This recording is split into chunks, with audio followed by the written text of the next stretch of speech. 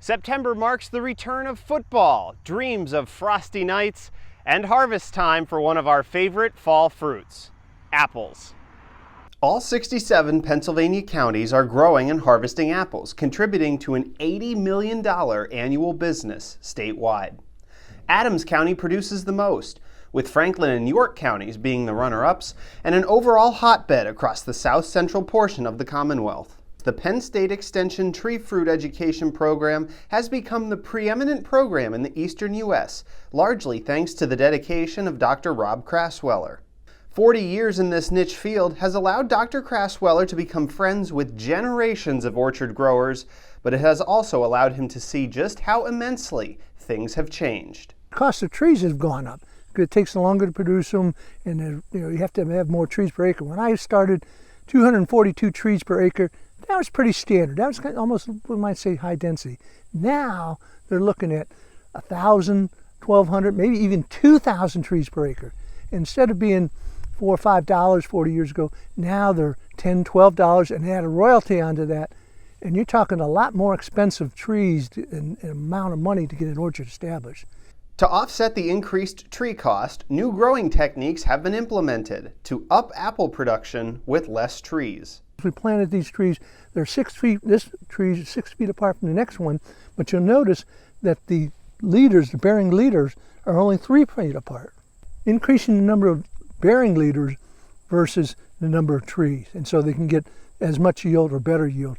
The days of the wide, bushy apple trees are a thing of the past. These apple trees are completely mature, despite their small footprint. There is a very good reason for it, and it comes down to the sun. Normally we would say, if you could reach into a tree and reach in, what we would say, the depth from your shoulder into your hand, that's about as far as light can get into the tree. And so you can imagine, if I had to reach in 6 feet, I'm getting 3 feet that's not getting enough sunlight. And so consequently, you get a lot less fruit production. Sunlight's what's going to form the flowers, it's going to drive growth, it's the photosynthesis. And so now you can see, we're getting sunlight. See how much all these fruit are exposed to sun. And so now these happen to be Golden Delicious, so we're not as concerned about color, but if you think about Honeycrisp or Suncrisp or some of these other varieties that need to have sun, because that's what causes the fruit color to change. Speaking of Honeycrisp, the other huge change that Dr. Crasweller has noticed over the past 40 years relates to consumer habits that have changed a lot. There are more than 250 different strains of Red Delicious apples that are produced, and very few folks flock to the store for any of them. Delicious was overproduced. They kept looking for red, red, red, more red, more red. And now we're saying, no, wait a minute. Honeycrisp started this process. And said, wait a minute, Honeycrisp is not a pretty apple, but it's got really good flavor, it's got really good crunch.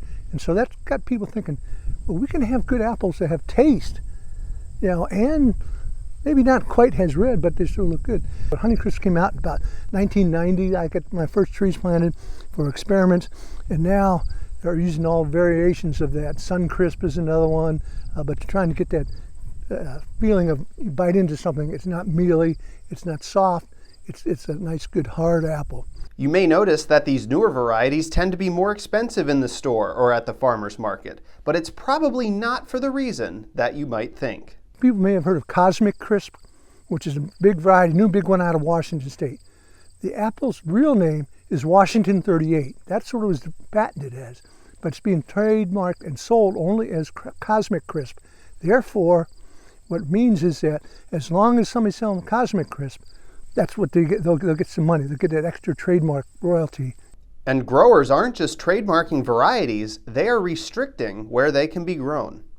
Only growers in Washington State can grow Cosmic Crisp. I can't buy trees, I can't grow it because I'm not a Washington State grower.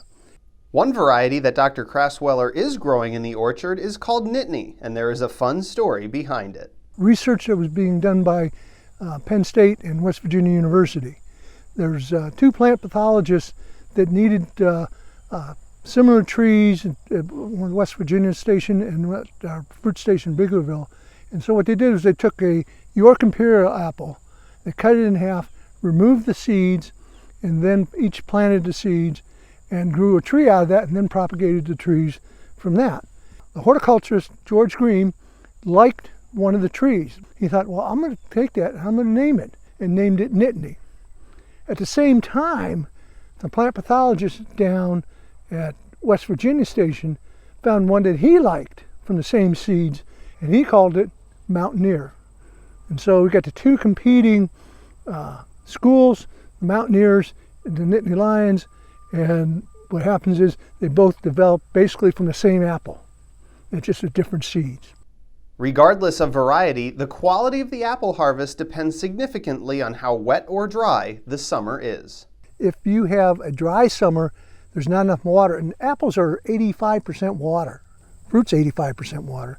And so if you're short on water, the fruit doesn't expand. A lot of times the fruit that's small when we're under dry conditions, the fruit will be a lot sweeter because there's not as much dilution of the sugars in the cells. If you get too much water, what can happen is it can expand too much. There's so much water, the fruit blew up. If we get a big sun surge of moisture late in the season, moisture gets taken up, and there's just the cell walls are so rigid, they just explode.